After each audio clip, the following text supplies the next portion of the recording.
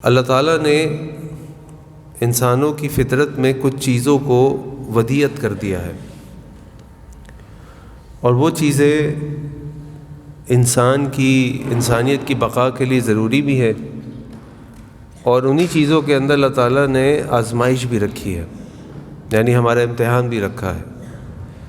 میں نے آپ کے سامنے جو آیت پڑھی، زُیِّنَ لِلنَّاسِ حُبُّ الشَّهَوَاتِ مِنَ النِّسَاءِ وَالْبَنِينَ وَالْقَنَاطِيرِ الْمُقَنطَرَةِ مِنَ الذَّهَبِ وَالْفِضَّةِ وَخَيْلِ الْمُصَوَّمَةِ إِلَى آخِرِهِ۔ اس میں اللہ تعالیٰ فرما رہے ہیں کہ ہم نے مزین کر دی ہے خواہشات انسانوں کے دلوں کے اندر، انسانوں کے اندر، عورتوں کی، بچوں کی، سونے اور چاندی کے جواہرات کی، گھوڑوں کی، زراعت کی اور اس طرح کی چیزوں کی۔ اگر آپ ان میں سے مال کو دیکھیں تو مال انسان کے لیے بہت بڑی خیر بھی ہے۔ آج کل کے جو حالات ہیں، جو معاملات ہیں، اس میں اگر کوئی شخص مالی طور پر مستحکم ہو اور اپنے اخراجات، اپنی ضروریات خود سے پوری کر سکتا ہو تو یہ بڑی عافیت کی بات ہے۔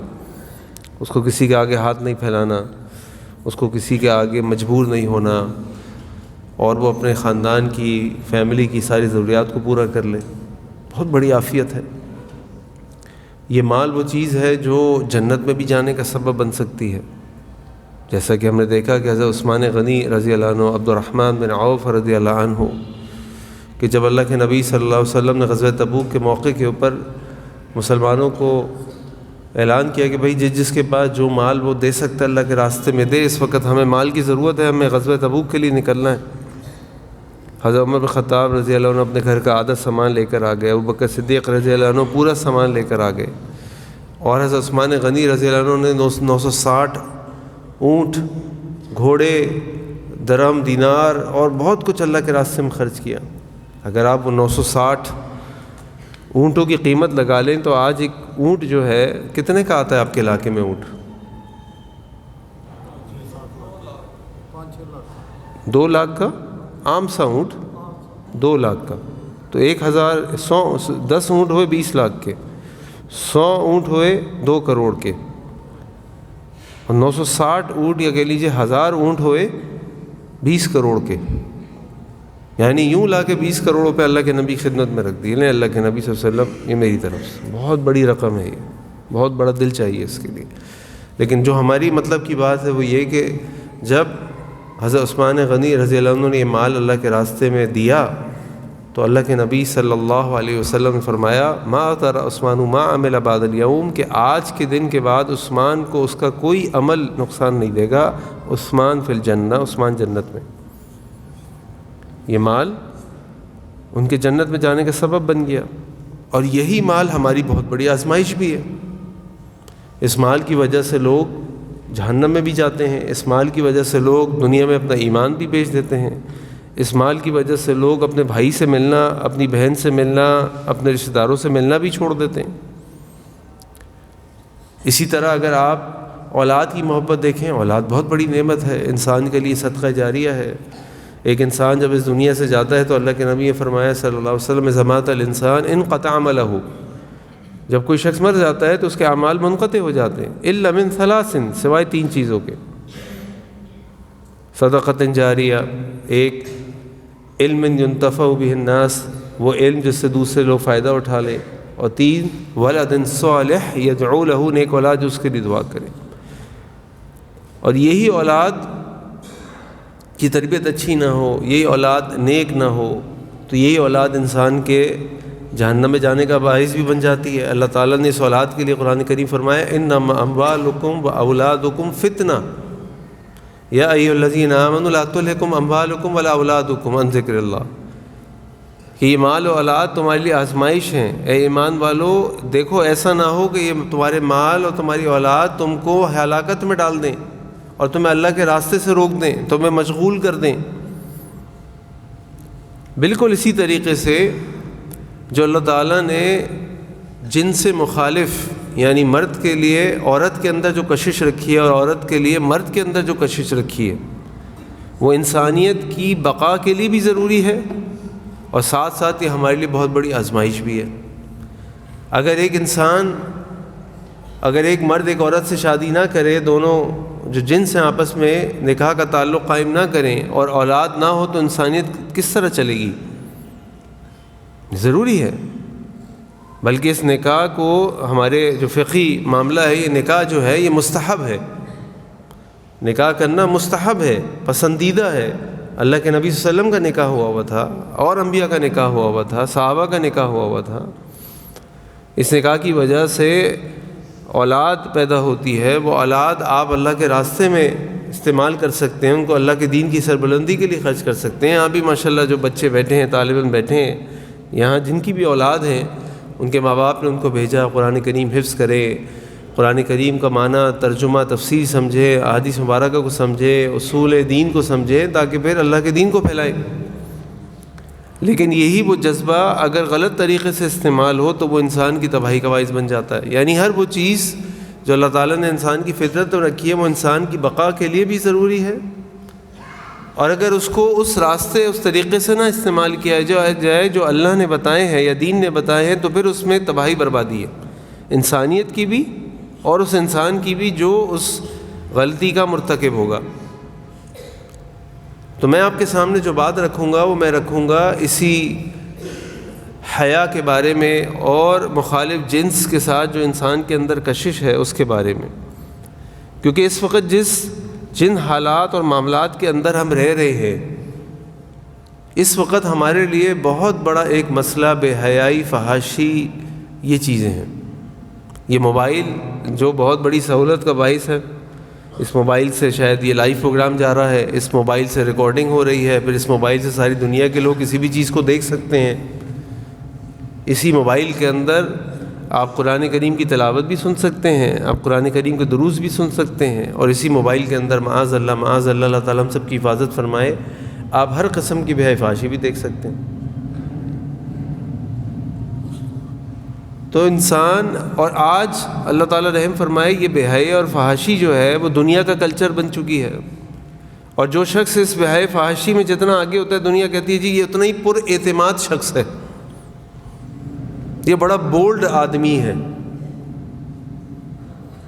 یہ جو چاہتا ہے وہ کرتا ہے، اس کے اندر بڑا ہی قوت ارادی ہے، اس کے اندر بڑا ہی اعتماد ہے، جس چیز کو صحیح سمجھتا ہے کر گزرتا ہے.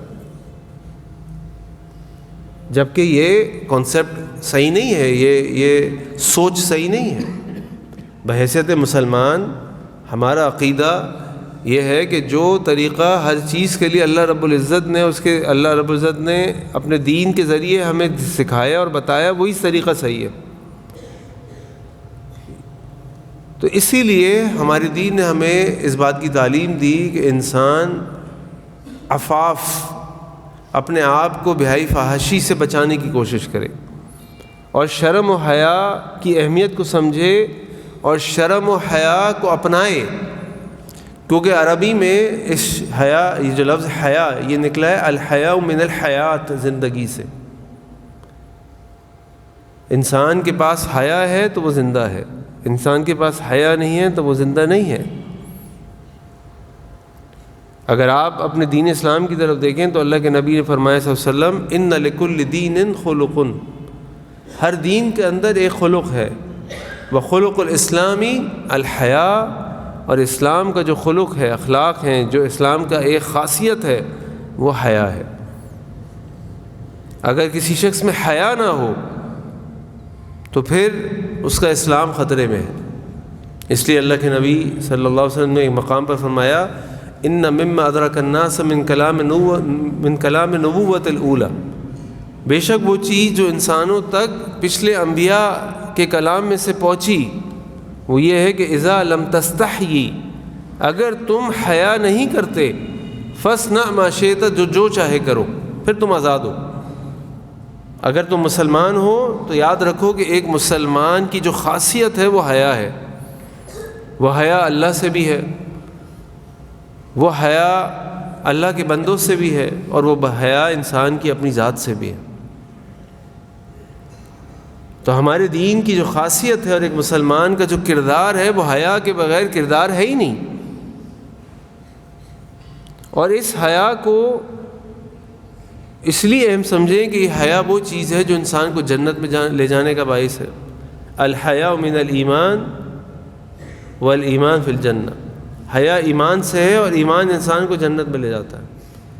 اور اسی طرح بے حیائی، فحاشی، یہ ایمان سے نہیں ہے اور یہ انسان کو جہنم میں لے جاتی ہے. یہ حیا وہ چیز ہے جس کے اندر ہو اللہ سے محبت کرتے ہیں. اسی لیے اللہ کے نبی صلی اللہ علیہ وسلم، صحیح بخاری کی حدیث، آپ صلی اللہ علیہ وسلم کہیں سے گزر رہے تھے.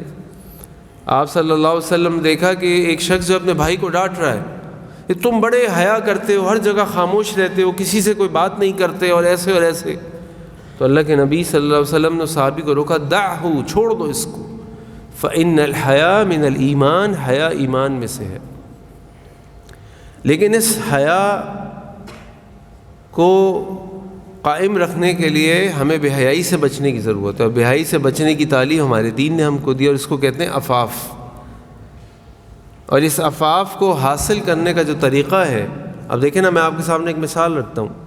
ابھی کچھ عرصے پہلے 14 اگست کو غالباً جو مینار پاکستان پہ جو معاملہ ہوا، وہ ایک خاتون جو بلاگر ہیں، فیس بک وغیرہ پہ، یوٹیوب وغیرہ پہ ویڈیو بناتی ہیں، وہ وہاں پہ گئیں اور وہاں جا کے جب وہ اپنی ویڈیو بنا رہی تھیں، کیا معاملہ تھا واللہ عالم، تو لڑکوں نے یا لوگوں نے جب ان کو دیکھا تو وہ ان کی طرف بڑھے، ان کو دھکے دیے، ان کے جسم کو ہاتھ لگایا، معاذ اللہ، اور یہ ساری حرکتیں کی. تب سوال یہ پیدا ہوتا ہے کہ ایک مسلمان، وہ جتنے لوگ تھے میں سمجھتا ہوں ان میں سے 99% تو مسلمان ہی ہوں گے. ہمارے ملک میں 90% یا 95% تو ہیں ہی مسلمان، تو ہر جگہ بھی ہم یہی اوسط لیں گے. اب آپ مجھے ایک بات یہ بتائیے کہ اگر ایک مسلمان کے سامنے جس کے اندر ایمان ہو، اور ایک مومن ایمان کے بغیر ہو نہیں سکتا، اگر اس کے سامنے کوئی بے حیائی کی چیز آ جائے تو کیا وہ اپنا ایمان چھوڑ کے اس کے پیچھے لگ پڑے گا؟ وہ بھول جائے گا کہ وہ مومن ہے، مسلمان ہے. لیکن ہم نے دیکھا ایسا ہوا، اور میں سمجھتا ہوں جب یہ ایسا ہوا تو ہمارا پورا سسٹم فیل ہو گیا.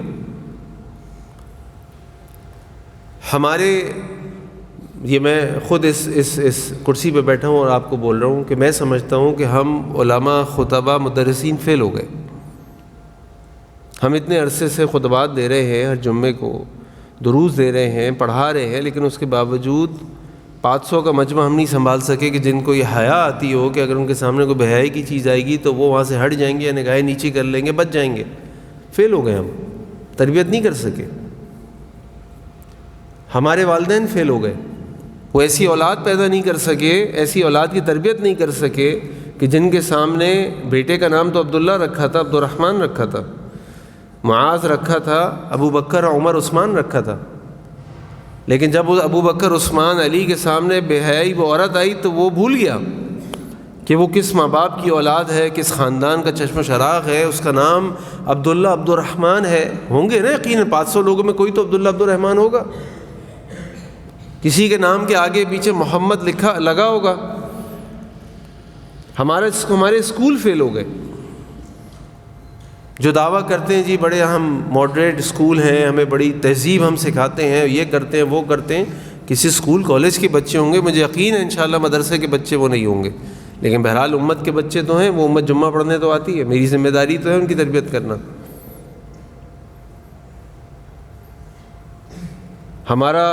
ہماری حکومتیں فیل ہو گئیں، وہ اپنے میڈیا کو وہ سینسر نہیں لگا سکیں یا وہ کنٹرول نہیں کر سکیں کہ بے حیائی کے اس طوفان سے اپنی نسلوں کو بچا سکیں، اپنی عوام کو بچا سکیں. ہر محاذ پہ فیل ہو گئے. اور انسان اس بے حیائی سے کیسے بچ سکتا ہے؟ جب اس کے پاس عفاف ہو. اور اس عفاف کو حاصل کرنے کے کیا طریقے ہیں؟ نمبر 1، اللہ سے خوب دعا کریں. اللہ کے نبی صلی اللہ علیہ وسلم نے اس کے لیے ہمیں خاص دعا سکھائی، اللہم انی اسألک الہدی والتقی والعفاف والغنی. اے اللہ میں آپ سے سوال کرتا ہوں ہدایت کا اور تقوی کا اور عفاف کا اور والغنا کا، بے نیازی کا. یہ دعا ہماری دعاؤں کے اندر شامل ہونی چاہیے، اور صرف لفظی طور پہ نہیں بلکہ معنوی طور پہ بھی. جب ہم دعا کر رہے ہوں تو سمجھ کے کریں کہ یہ عفاف کتنی اہم چیز ہے کہ جس کے بارے میں اللہ کے نبی صلی اللہ علیہ وسلم بھی دعائیں کرتے تھے. اور یہ عفاف انسان کو اس بھائی سے بچاتی ہے، اس بھائی سے روکتی ہے۔ تو سب سے پہلی چیز کہ انسان اپنے آپ اللہ تعالیٰ سے خوب دعا کرے۔ اس کے بعد دوسری چیز اس بھائی سے بچنے کے لیے وہ ہے شادی۔ اللہ کے نبی صلی اللہ علیہ وسلم نے جب ایک نوجوانوں کی جماعت کو دیکھا تو ان سے کہا یا معاشر الشباب، اے نوجوانوں کے گروہ، من استطاع منکم الباء، تم میں سے جو لوگ بھی نکاح کی طاقت رکھتے ہیں فلیتزوج، ان کو چاہیے کہ وہ نکاح کر لیں۔ آج ہمارے معاشرے میں نکاح کرنا مشکل ہوتا جا رہا ہے۔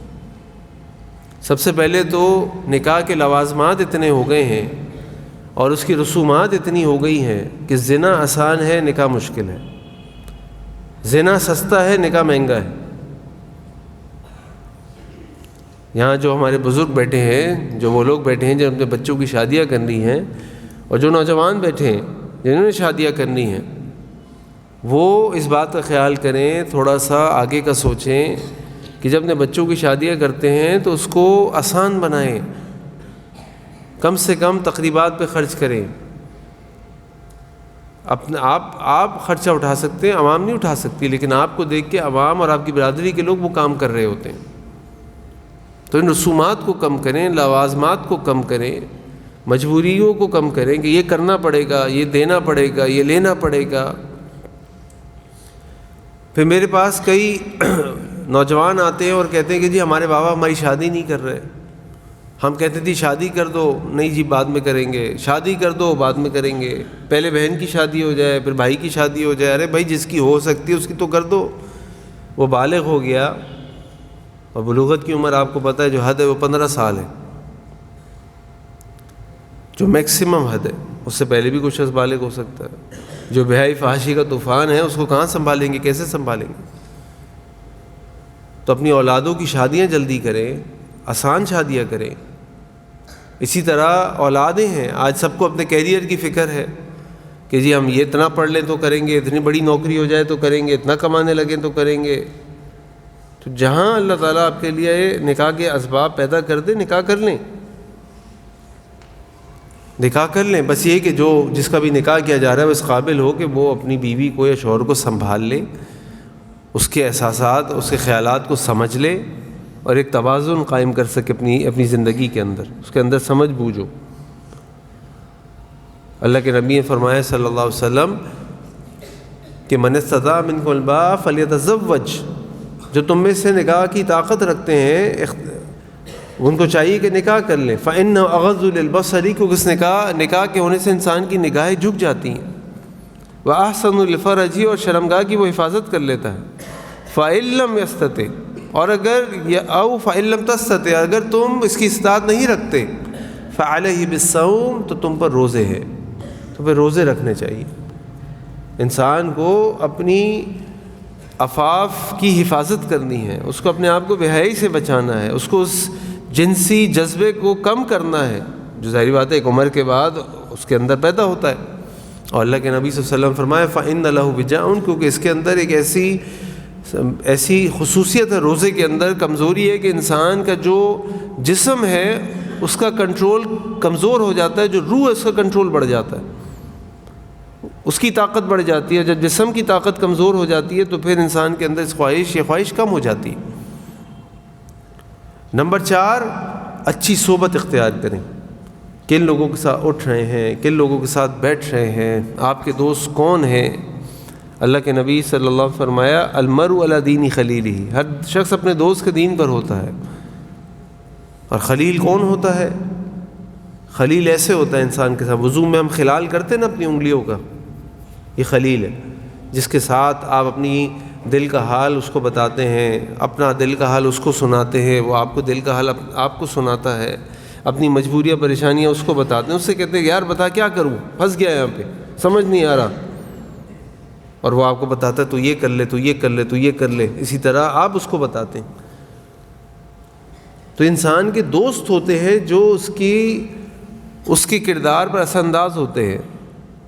آپ نے کبھی کسی سگریٹ پینے والے کو دیکھا ہے؟ کسی سگریٹ پینے والے کو دیکھا ہے آپ نے؟ اس سے ذرا پوچھیں کہ تمہیں سگریٹ پینا کس نے سکھایا ہے، وہ کبھی بھی نہیں بولے گا میرے ماں باپ نے سکھایا۔ میرے دادا نے سکھایا، میرے نانا نے، چل بیٹھ بیٹا بیٹھ، ایسے پیتے ہیں سگریٹ، پی کے دکھا مجھے۔ کون سکھاتا ہے؟ دوست سکھاتے ہیں۔ جوا کون سکھاتا ہے؟ دوست سکھاتے ہیں۔ اور گناہ کے کام کون سکھاتا ہے عام طور پہ؟ بے حیائی، جوا، شراب، یہ کون سکھاتا ہے؟ نشہ، دوست سکھاتے ہیں۔ اور یہ بچوں کو بھی سکھاتے ہیں، بڑوں کو بھی سکھاتے ہیں۔ خالی بچوں کو بھی ضروری نہیں ہے کہ وہ اپنی صحبت اچھی رکھیں، ہمارے لیے بھی ضروری ہے۔ ہمارے دوست کون ہیں؟ کن کے ساتھ اٹھتے بیٹھتے ہیں، کن کے ساتھ اپنا وقت گزارتے ہیں۔ اسی لیے تو اللہ کے نبی نے فرمایا صلی اللہ علیہ وسلم کہ المرء علی دین خلیلہ، ہر تم میں سے ہر شخص دوست کے دین پر ہوتا ہے۔ فلینظر احدکم من یخالل، تم میں سے ہر ایک کو چاہیے وہ دیکھ لے اس کا دوست کون ہے۔ ہر شخص دیکھے، خربوزے کو دیکھ کے خربوزہ رنگ پکڑتا ہے۔ تو اپنی صحبت کا خیال رکھیں، یہ صحبت بہت اہم ہے۔ انسان کی صحبت ہوتی ہے جو انسان کو تقوی میں آگے لے جاتی ہے۔ اچھے دوست وہ ہیں جب آپ ان کے ساتھ بیٹھیں تو وہ آپ کو اللہ کی یاد دلائیں۔ نماز کا وقت ہو جائے تو کہیں کہ چلو چلو نماز کو دیر ہو رہی ہے۔ آپ کو بے حیائی کی بات کرے، گالی دیں تو فون روکے، کیا کر رہے ہو تم، کیسی بات کر رہے ہو تم۔ یہ اچھے دوست ہوتے ہیں، اور اس کا خیال رکھیں، یہ آپ کی عفاف آپ کو حاصل کرنے میں مدد دیں گے۔ نمبر 5، اللہ تعالیٰ کا خوف۔ یاد رکھیں کہ اللہ رب العزت کی ذات وہ ذات ہے جو سیاہ رات میں چلتی ہوئی سیاہ رنگ کی چیمٹی کو جو سیاہ چٹان کے اوپر چل رہی ہوتی ہے اس کو بھی دیکھ لیتا ہے اور اس کو بھی رزق دے دیتا ہے۔ اسی لیے تو اللہ تعالیٰ نے فرمایا انہ لطیف خبیر، اللہ تعالیٰ بہت باریک باریک چیزوں کی بھی خبر رکھنے والا ہے۔ ان اللہ سمیع بصیر، اللہ تعالیٰ سب سے زیادہ سننے والے، ہر چیز کو سننے والے، ہر چیز کو دیکھنے والے ہیں۔ اگر انسان کے اندر عفاف ہو تو وہ گناہ کرتے وقت سوچے گا کہ جو گناہ میں کر رہا ہوں تو اللہ مجھے دیکھ لے گا، میں کیسے گناہ کروں، مجھے تو گناہ نہیں کرنا، کیونکہ اللہ تو دیکھ لے گا۔ اللہ تعالیٰ نے 2 فرشتے بھی یہاں پہ مختص کیے ہوئے، کرامن کاتبین یعلمون ما تفعلون، یہ تم وہ سب جانتے ہیں جو تم کر رہے ہو اور لکھ رہے ہیں سب کچھ۔ تو انسان عفاف حاصل کرنا چاہتا ہے تو اس سے اللہ تعالیٰ کے اسماء و صفات کی معرفت بھی ہونی چاہیے، اور یاد رکھنا چاہیے کہ اللہ وہ ہے جو ہر چیز کو دیکھنے والا ہے۔ کہیں میں نے ایک واقعہ پڑھا کہ ایک نوجوان ایک مسجد میں رات کو بیٹھا عبادت کر رہا تھا۔ پرانے زمانے کی بات ہے، لائٹ وغیرہ تو نہیں ہوتی تھی، دیے لگے ہوتے تھے یا موم بتی لگی ہوتی تھی، چراغ لگا ہوتا تھا۔ اور وہ یہ واقعہ بیان کرتی ہے ایک نوجوان عورت، وہ کہتی ہے کہ میرے ساتھ کوئی حادثہ ہو گیا، کوئی میرے پیچھے پڑ گیا یا مجھے گھر سے نکلنا بھاگنا پڑا، میں بھاگ کے جا رہی تھی تو میں نے دیکھا مسجد کا دروازہ کھلا ہے اور میں مسجد کے دروازے سے داخل ہو گئی کہ میں رات یہاں گزار لیتی ہوں، میرے پیچھے لوگ لگ گئے۔ وہ مسجد کے اندر داخل ہوئی تو اس نے دیکھا کہ آگے ایک نوجوان بیٹھا ہے، یعنی مسجد میں ایک نوجوان بیٹھا ہے اور وہ ایک چراغ کی روشنی میں اللہ کا ذکر کر رہا ہے یا قرآن پڑھ رہا ہے۔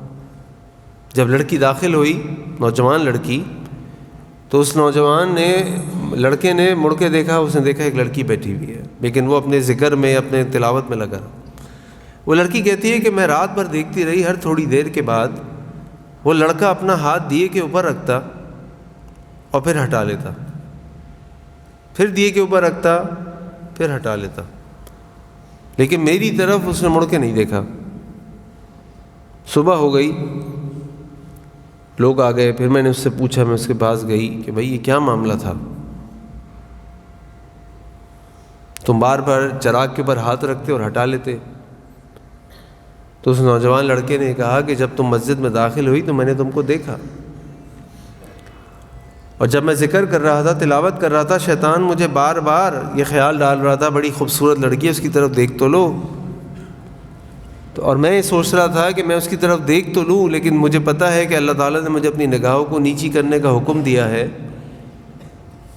اور اگر میں یہ گناہ کروں گا تو اللہ مجھ سے ناراض ہوں گے، اللہ مجھ سے ناراض ہوں گے تو مجھے جہنم میں جانا پڑے گا، اور جہنم میں آگ ہوگی، اس آگ کو میں کیسے برداشت کروں گا؟ تو میں نے سوچا اگر میں اس آگ کو برداشت یا اس آگ کا ذائقہ چکھنا چاہتا ہوں تو ذرا چراغ کے اوپر ہاتھ رکھ کے دیکھتا ہوں کہ میں کتنی دیر تک اس آگ کی لو کو برداشت کر سکتا ہوں۔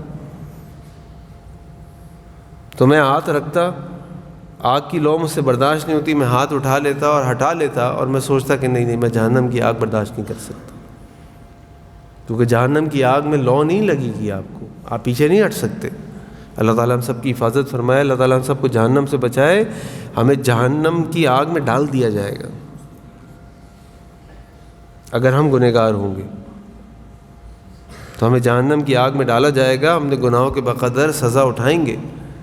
اور جہنم کی آگ کو آسان آگ نہ سمجھیں، آسان آگ نہ سمجھیں۔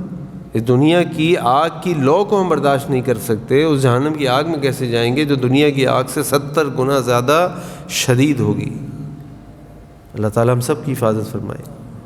تو دیکھیں اس شخص کو، اس نوجوان کو یہ پتا تھا کہ میرا اللہ تو مجھے دیکھ رہا ہے، اور میرے اللہ نے مجھے منع کیا ہے کہ میں نے اپنی نگاہوں کی حفاظت کرنی ہے اور کسی نامحرم کو نہیں دیکھنا۔ اور اسی لیے آپ دیکھیے کہ ہمارے دین نے ان سارے راستوں کو بلاک کر دیا، ناکہ بندی کر دی، بند کر دیا، جس کے ذریعے انسان زنا کی طرف جا سکتا ہے۔ اور زنا کی سزا ہم سب جانتے ہیں، دنیا میں بھی آخرت میں بھی کبیرہ گناہ ہے۔ دنیا میں اگر شادی شدہ شخص ہے تو اسے سنسار ہونا ہے، اور جو زنا سے بچ گیا، اللہ کے نبی صلی اللہ علیہ وسلم فرمایا کہ قیامت والے دن اللہ تعالیٰ کے عرش کے سائے کے نیچے 7 قسم کے افراد ہوں گے، ان میں سے ایک وہ ہوگا کہ جس کو ایک نیک عورت، نوجوان خوبصورت عورت، صاحب مال عورت آگے دعوت دے گی گناہ کی، اور کہے گا انی اخاف اللہ، میں اللہ سے ڈرتا ہوں۔ کیوں اس لیے بہت بڑا یہ برداشت ہے، یہ انسان کے اندر تعالیٰ نے اس مخالف جنس کی خواہش کو ودیت کر دیا ہے، فطرت میں ڈال دی ہے۔ یہی ہمارا امتحان ہے، ورنہ امتحان کس چیز کا ہے؟ اگر ہمیں اس کی طرف کوئی کشش نہ ہو تو پھر امتحان کس بات کا ہے؟ جبھی تو نگاہیں نیچی کرنی ہے، جبھی تو اپنے آپ کو ایسی جگہوں سے، ایسے ماحول سے بچانا ہے کہ جہاں پہ یہ بے حیائی کا سامان ہوتا ہو اور انسان اپنی حیا کو چھوڑ کے بے حیائی کی طرف جاتا ہو۔ تو اپنی صحبت کا خیال کرنا ہے، اور اللہ تعالیٰ کا خوف انسان کے دل و دماغ کے اندر ہونا چاہیے۔ پھر ایک اور چیز جس سے اپنی عفاف کو بڑھا سکتے ہیں، وہ اس غلط فہمی کو ذہن سے نکال دیں جو شرم و حیا کے بارے میں 2 بڑی اہم غلط فہمیاں ہیں۔ نمبر 1، اس شرم و حیا کا تعلق صرف ہمارے لباس سے ہے، ایسا نہیں ہے، چاہے مرد ہو یا عورت۔ حیا ایک رویے کا نام ہے، ایک ایٹیٹیوڈ کا نام ہے۔ حیا کسی لباس کا نام نہیں ہے کہ آپ نے اوپر سے لے کے نیچے تک کالے رنگ کا عبایا پہن لیا، اب آپ بہت حیادار ہیں۔ یہ دکھاوا ہے، یہ دیکھنے میں آپ حیادار لگ رہے ہیں، لیکن اگر زبان انسان کی صاف نہ ہو، اس کے حرکات اچھی نہ ہو، وہ اور معاملات میں بے حیائی دکھاتا ہو، تو پھر یہ حیا نہیں ہے۔ اسی طرح مرد حضرات کہ جی میں نے تو سطر ڈھانپا ہوا ہے، میں تو بڑا ہی حیادار شخص ہوں، یہ حیا نہیں ہے۔ حیا ایک رویے کا نام ہے، حیا ایک انسانی زندگی کے طریقے کا نام ہے۔ اور اسی طرح دوسری غلط فہمی یہ ہے کہ اس حیا کا تعلق عورتوں سے ہے، مردوں سے نہیں ہے۔ اللہ کے نبی صلی اللہ علیہ وسلم اپنے گھر میں بیٹھے، دروازہ کھٹکھٹایا جاتا ہے، پوچھا کون؟ ابو بکر صدیق رضی اللہ عنہ۔ اندر آنے کی اجازت مانگتے ہیں، آپ فرماتے ہیں آ جاؤ۔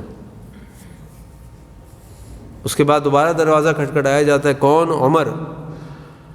آنے کی اجازت مانگتے ہیں، اللہ کے نبی صلی اللہ علیہ وسلم کہتے ہیں آ جاؤ۔ پھر دروازہ کھٹکھٹایا جاتا ہے، کون؟ عثمان۔ اجازت مانگتے ہیں اندر آنے کی، آ جاؤ۔ لیکن جب عثمان اندر آتے ہیں تو اللہ کے نبی صلی اللہ علیہ وسلم اپنی چادر کو سیدھا کرتے ہیں۔ اما عائشہ رضی اللہ عنہا نے جب یہ دیکھا تو پوچھا اللہ کے نبی صلی اللہ علیہ وسلم، ابو بکر آئے آپ اسی طرح بیٹھے رہے، آپ نے اپنے کپڑوں کو سیدھا نہیں کیا۔ عمر آئے آپ نے نہیں کیا، عثمان آئے آپ نے کیا رضی اللہ عنہم۔ کیا بات ہے؟ پہلی بات ہے اما عائشہ ایک تو بڑی جو جستجو والی خاتون تھیں، سیکھنا چاہتی تھیں، سوال کرتی تھیں، اور پھر ان کے والد آئے تو وہ معاملہ نہیں ہوا، حیران ہو گئی کہ ابو بکر کا مقام ہے۔ تو اللہ کے نبی صلی اللہ علیہ وسلم نے حضرت عثمان کی شان میں کیا فرمایا؟ جس سے اللہ کے فرشتے حیا کرتے ہیں میں اس سے حیا نہ کروں۔ یہ سرٹیفکیٹ کس کو ملا؟ مرد کو ملا۔ یہاں میں جو آپ کے سامنے بات رکھنا چاہ رہا ہوں کہ اس حیا کا تعلق صرف خواتین سے نہیں ہے. تو آپ اپنے لڑکوں کو چھوٹ نہ دیں جو چاہے وہ کرے، ان کو بھی حیا سکھائیں، ان کو بھی تمیز سکھائیں، ان کو بھی بولیں کہ بھائی گھر میں اگر نامحرم عورتیں آ گئی ہیں، خالہ کی بیٹی آ گئی ہے، ماموں کی بیٹی آ گئی ہے، پھپھی کی بیٹی آ گئی ہے، چچی آ گئی ہے، تو اس کا مطلب نہیں تم گھستے چلے جاؤ گے اندر. وہ بھی نامحرم ہے اور تمہیں پہلے اجازت لینی ہوگی اندر جانے سے پہلے. جب تمہیں پتہ ہے گھر میں نامحرم عورتیں آئی ہیں، تمہیں حیا ہونی چاہیے. اگر وہ پردہ نہیں کرتی تو تم تو نگاہ نیچی کرو. تو یہ حیا ہر مسلمان کے لیے، مرد ہو یا عورت. تو اس عفاف کو حاصل کرنے کے لیے حیا ہمارے اندر ہونی ضروری ہے. اور نمبر 7، جو پردے کے احکامات اللہ تعالیٰ نے اور اللہ کے نبی صلی اللہ علیہ وسلم نے ہمیں دیے اور بتلائے ہیں، ان پر عمل کرنا.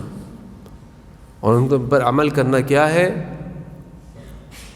کہ کسی نامحرم کے ساتھ خلوت نہیں ہونی چاہیے، کسی نامحرم کی طرف دیکھنا نہیں ہے، کسی نامحرم سے غیر ضروری گفتگو نہیں کرنی ہے. اگر آپ کے سامنے، ظاہری بات ہے ہم اپنے معاشرے میں بھی دیکھتے ہیں اور دنیا میں اگر آپ کو کہیں اور رہنے کا اور جانے کا موقع ملے تو آپ کے خیال میں کہ آپ کو ہر جگہ پردے دار عورتیں ملیں گی جو سر تا پاؤں کور ہوں گی. ایسا نہیں ہوگا. آپ کو اپنے معاشرے میں نہیں ملتی، اپنے محلے میں نہیں ملتی ساری عورتیں ایسے. اگر آپ کو کسی کام سے یورپ جانا پڑ جائے یا چائنا جانا پڑ جائے تو آپ کیا کریں گے؟ ایک مسلمان کیا کرے گا؟ اس کے سامنے بے پردہ عورت آ جاتی ہے تو کیا بے حیا تو نہیں، بے پردہ عورت آ جاتی ہے تو کیا کرے گا؟ وہ اس سے فالتو بات نہیں کرے گا، وہ اس کے ساتھ خلوت اختیار نہیں کرے گا. مثال کے طور پہ آپ لفٹ میں اوپر جا رہے ہیں، آپ لفٹ کے دروازے پہ کھڑے ہیں، ایک عورت بھی آ جاتی ہے، اس کو بھی جانا ہے. ہوٹل گئے آپ کسی جگہ، اس نے بٹن دبایا، لفٹ کھل گئی، اب کوئی اور نہیں ہے، آپ اور وہ ہیں. تو ایک حیادار مسلمان کیا کرے گا؟ وہ اس عورت کہے گا جی آپ جائیے میں کھڑا ہوں. وہ انتظار کرے گا، کیونکہ اللہ کے نبی نے فرمایا صلی اللہ علیہ وسلم جس جگہ 2 نامحرم ہوں گے تیسرا شیطان ہوگا. اور آپ اپنی نگاہوں کو نیچی رکھیں گے، چاہے سامنے جو کھڑی ہے عورت وہ پردے میں ہو یا غیر پردے میں، بے پردہ ہو. ہمیں تو اللہ تعالیٰ نے کیا حکم دیا؟ یا الذین آمنوا یغضوا من ابصارہم، اپنی نگاہوں کو نیچی کرو. وَيَحْفَظُوا فُرُوجَهُمْ، اپنی شرمگاہ کی حفاظت کرو. سامنے والا کرے یا نہ کرے، تم نے کرنی ہے اگر تم ایمان والے ہو. تو اس بے حیائی، اس فحاشی، اس سارے ان حالات اور معاملات میں، جس حالات معاملات میں ہم رہ رہے ہیں جہاں بے حیائی فحاشی ہر طرف ہے اور پھیل رہی ہے بہت تیزی سے، فتنے بڑھتے جا رہے ہیں. ابھی میں اپنے ساتھی کو ہی بتا رہا تھا کہ صبح جب میں کراچی سے نکلا لاہور آنے کے لیے تو کوئی کسی کراچی کے اسکول کے 20-25 لڑکے لڑکیاں جو 15-16 سال کی عمر کے تھے وہ لاہور آ رہے تھے. ان کا کوئی، مجھے لگا کوئی اسپورٹس کمپٹیشن ہے، شاید سوئمنگ کوئی کمپٹیشن تھا، کیونکہ ان کے پیچھے کپڑوں پہ لکھا ہوا تھا سوئمنگ ٹیم کچھ اس طرح. لیکن وہ لڑکے لڑکیاں، ان کے کپڑے، ان کا حال بے حال ہوا تھا. تو میں یہ کہہ رہا تھا کہ بھئی بات یہ ہے کہ یہ بچے بیچارے جو ابھی یعنی نازک کومپلے ہیں، یہ ابھی تو ان کو دنیا نظر آنی شروع ہوئی ہے، ان کو یہ لباس پہننے کی اجازت کس نے دی؟ ان کو یہ لباس کس نے دلا خرید کے دیا؟ ان کو یہ لباس پہن کر گھر سے کس نے نکلنے دیا؟ یہ تو ماں باپ ہے نا، جنہوں نے اپنے گھر میں نہ خود پردہ کیا، نہ پردے کو نافذ کرایا، نہ پردے کے احکامات کو نافذ کرایا. تو انسان اس پرفتن دور میں اسی طرح اپنی حیا کی حفاظت کر سکتا ہے کہ اگر وہ عفاف حاصل کرنے کی کوشش کرے. اور یاد رکھے کہ یہ حیا کوئی نفلی عمل نہیں ہے، یہ کوئی مستحب عمل بھی نہیں ہے، یہ ہمارے ایمان کا لازمی جز ہے، یہ اسلام کی خصوصیت ہے.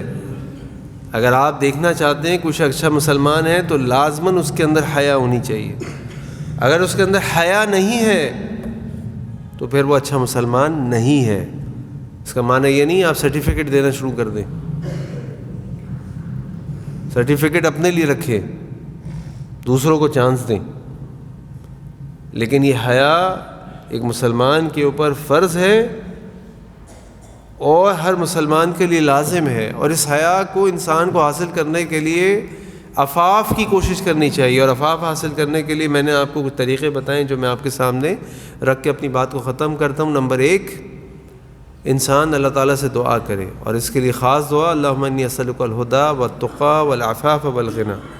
نمبر 2، نکاح کی سنت پر عمل کرے، جلد سے جلد نکاح کرے، نکاح کے معاملات کو آسان بنائیں۔ نمبر 3، کسی بھی وجہ سے نکاح نہیں کیا جا سکتا، نہیں ہو رہا، ماں باپ نہیں مان رہے، بچے نہیں مان رہے، حالات نہیں ہیں، جگہ نہیں ہے، کچھ بھی ہو سکتا ہے، اور لوگوں کے ساتھ آزمائشیں ہوتی ہیں، تو پھر ان کو کثرت سے روزے رکھنے چاہیے۔ نمبر 4، اچھی صحبت اختیار کریں، جیسے آپ کے دوست ہوں گے ویسے آپ بن جائیں گے۔ نمبر 5، اللہ تعالیٰ کا خوف، اللہ تعالیٰ کی صفات کو سمجھنا اور ماننا کہ اللہ السمیع البصیر ہے، اللہ اللطیف الخبیر ہے، اللہ علی کل شیء قدیر ہے۔ یہ انسان کو ذہن میں ہوگا تو انسان ہر وقت یہ سوچ کے کوئی کام کرے گا کہ میرا رب تو دیکھ رہا ہے، کوئی دیکھ رہا ہو کہ نہ دیکھ رہا ہو۔ میں اپنے کمرے میں بھی بیٹھا اپنے بستر کے اندر چادر اوڑھ کے اگر موبائل پر کوئی چیز دیکھ رہا ہوں تو بھی اللہ جانتا ہے کہ میں کیا دیکھ رہا ہوں، اور کراما کاتبین یعلمون ما تفعلون، وہ لکھ رہے ہیں، ان سے نہیں چھپ سکتا۔ نمبر 6، یہ حیا صرف خواتین کا زیور نہیں ہے، یہ مردوں کا بھی زیور ہے، اور یہ حیا صرف لباس کا نام نہیں ہے، یہ انسان کی پوری زندگی کی چال و چلن کا نام ہے۔ اور نمبر 7، اپنی زندگی کے اندر جو اللہ اور اس کے رسول صلی اللہ علیہ وسلم نے ہمیں پردے کے احکامات دیے ہیں ان پر عمل کریں، ان کو نافذ کریں، جہاں آپ نافذ کر سکتے ہیں نافذ کروائیں، جہاں آپ نافذ کروا سکتے ہیں ان احکامات پر عمل کریں، کیونکہ الحیا من الحیات، حیا کے اندر زندگی ہے۔ اللہ تعالیٰ سے دعا ہے کہ اللہ تعالیٰ ہمیں ہر قسم کی بے حیائی سے بچائے، اور اللہ تعالیٰ ہمیں دین حکیم پر عمل کرنے کی توفیق عطا فرمائے۔ اور اپنی بات ختم کرتے وقت حضرت ابن عباس رضی اللہ عنہ کے شاگرد عطا بن رباح کا ایک واقعہ آپ کے سامنے رکھ دوں کہ حضرت عطا بن ابی رباح فرماتے ہیں کہ حضرت ابن عباس رضی اللہ عنہ نے ایک دفعہ مجھ سے پوچھا کہ کیا تم کسی جنت کی عورت کو دیکھنا چاہتے ہو؟ عطا نے فرمایا جی بالکل دیکھنا چاہتا ہوں۔ آپ فرمایا اس سیاہ عورت کو دیکھو، یہ جنتی ہے۔ اور پھر فرمایا کہ یہ عورت اللہ کے نبی صلی اللہ علیہ وسلم کے پاس آئی تھی، اور آ کے اس نے کہا تھا کہ اللہ کے نبی صلی اللہ علیہ وسلم مجھے مرگی کے دورے پڑتے ہیں، اور جب مجھے دورے پڑتے ہیں اللہ کے نبی صلی اللہ علیہ وسلم تو میرے کپڑے کھل جاتے ہیں، میرا پردہ کھل جاتا ہے۔ اللہ کے نبی صلی اللہ علیہ وسلم اب اللہ سے دعا کریں کہ اللہ تعالیٰ مجھے شفا دے دیں۔ اللہ کے نبی صلی اللہ علیہ وسلم نے کہا کہ دیکھو تم کہتی ہو تو میں دعا کر لیتا ہوں، لیکن اگر تم صبر کر لو وَلَكِ الْجَنَّةُ تو تمہارے لیے جنت ہے۔ اچھا وہ جو لباس اس کا کھل جاتا تھا نا، اس سے مراد وہ نہیں ہے کہ اس کے سارے کپڑے اتر جاتے ہوں گے، اس سے مراد یہ ہوگا کہ وہ جو چادر اوپر سے لے کے نیچے تک ڈالتی ہوگی وہ ہل جاتی ہوگی، کبھی ہاتھ نظر آ جاتے ہوں گے، کبھی پاؤں نظر آ جاتے ہوں گے، کبھی پنڈلی نظر آ جاتی ہوگی۔ تو پھر اس عورت نے اللہ کے نبی صلی اللہ علیہ وسلم، تو اللہ کے نبی صلی اللہ علیہ وسلم میں صبر کرتی ہوں، لیکن بس آپ اللہ سے یہ دعا کر دیں کہ جب مجھے مرگی کے دورے پڑیں تو میرا پردہ نہ کھولے، میرا پردہ ظاہر نہ ہو۔ حضرت عبداللہ ابن عباس نے فرمایا عطا یہ جنتی عورت ہے۔ تو یہ ہے حیا، یہ ہے حیا کی فکر، یہ ہے اللہ کا خوف، یہ ہے اللہ کی جنت میں جانے کا شوق کہ میں تکلیف اٹھا لوں گی اللہ کے نبی، اگر میرے لیے جنت ہے وہ منظور ہے، بس اللہ سے یہ دعا کر دیں کہ اے اللہ میرا پردہ نہ کھلے۔ اللہ تعالی ہم سب کو حیا کی دولت سے مالا مال فرما دے، اللہ تعالی ہمیں عفاف عطا فرما دے، اللہ تعالی ہمیں اپنی زندگی کو شرم و حیا کے تقاضوں کے مطابق گزارنے کی توفیق عطا فرما دے۔ وآخر دعوانا ان الحمد للہ رب العالمین۔